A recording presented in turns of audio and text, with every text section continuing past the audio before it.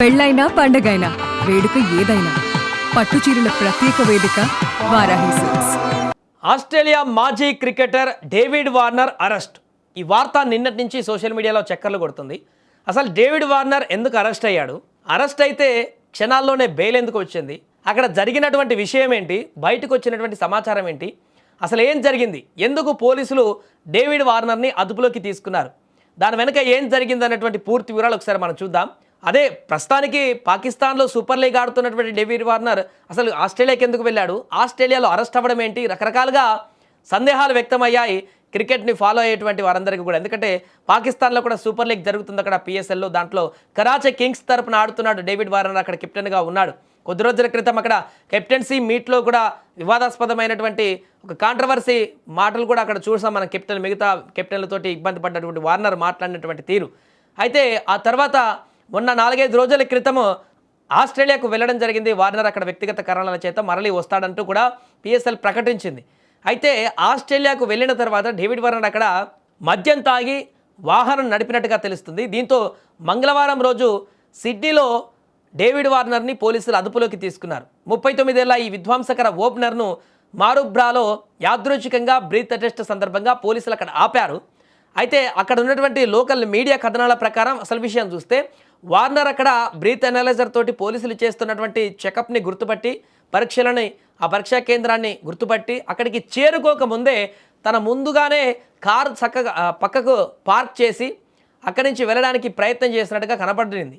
అయితే new south Wales police అధికారులు అతని వాహనం వద్దకు వెళ్ళి బ్రీత్ టెస్ట్ చేయగా అతను అనుమతించదగినటువంటి పరిమితికి మించి అక్కడ మద్యం సేవించినట్టుగా పోలీసులు గుర్తించారు. దీంతో వెంటనే ఆ తర్వాత వార్నర్ను పోలీసులు అదుపులోకి తీసుకున్నారు. మారుబ్రా పోలీస్ స్టేషన్కు తీసుకువెళ్లారు.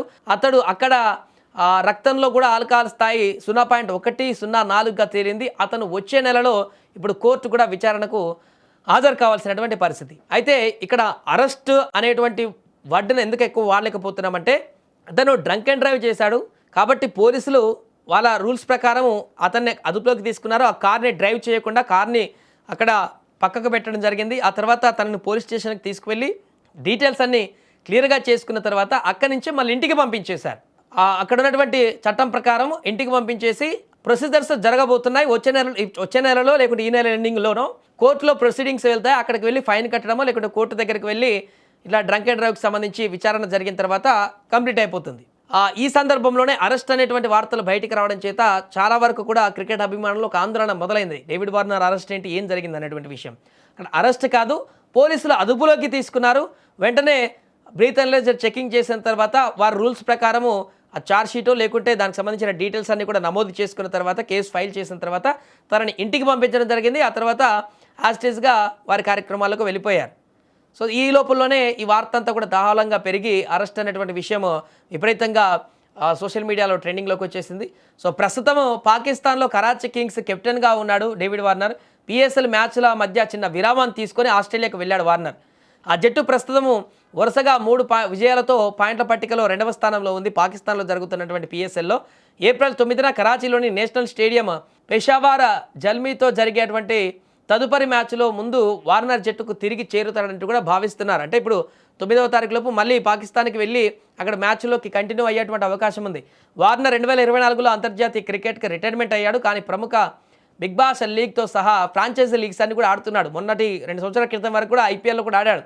అతను సిడ్నీ థండర్ తరపున ఒక విజయవంతమైనటువంటి సీజన్ కూడా ఆస్వాదించాడు. మరియు టోర్నమెంట్ యొక్క అధికారిక జట్టుకు కెప్టెన్గా కూడా ఎంపికయ్యాడు. అతను ఆ సీజన్లో 8 మ్యాచ్ల్లో 433 పరుగులతో అత్యధిక పరుగులు చేసిన ఆటగాడిగా కూడా నిలిచాడు. కానీ అతని జట్టు కేవలం 2 గేమ్లలో మాత్రమే గెలిచి పాయింట్ల పట్టికలో చివరి స్థానంలో నిలిచింది. ఏదేమైనా కూడా ఇప్పుడు డేవిడ్ వార్నర్ అరెస్టు అదుపులోకి తీసుకున్నారు. రకరకాల వార్తలు రావడం అయితే అతని అభిమానులకి, ముఖ్యంగా క్రికెట్ అభిమానులకు కూడా కొంత మింగుడు పడలేదు ఏం జరిగింది అనేటువంటి విషయానికి సంబంధించి. బట్ ఏం లేదు, అక్కడ డ్రంక్ అండ్ డ్రైవ్కి సంబంధించినటువంటి టెస్టుల్లో తన అదుపులోకి తీసుకుని వెంటనే పంపించేసి ఆ ప్రొసీడింగ్స్ అక్కడ జరిగేటువంటి చట్టం ప్రకారం ప్రొసీడింగ్స్ అన్నిటికీ మూవ్ అవుతున్నాయి. మరలా ఇప్పుడు పాకిస్తాన్లో జరిగేటువంటి పిఎస్ఎల్కి వచ్చి 9వ తారీఖు నుంచి తన గేమ్ను తను ఆడేటువంటి అవకాశం ఉంది. నెక్స్ట్ మంత్ ఎప్పుడో కోర్టు ప్రొసీడింగ్స్ ఉన్న రోజు మరలా అప్పటి వరకు పిఎస్ఎల్ అయిపోతే అక్కడికి వెళ్ళి తన కోర్టు ప్రొసీడింగ్స్ కంప్లీట్ చేసుకొని వచ్చేటువంటి అవకాశం అయితే ఉంటుంది.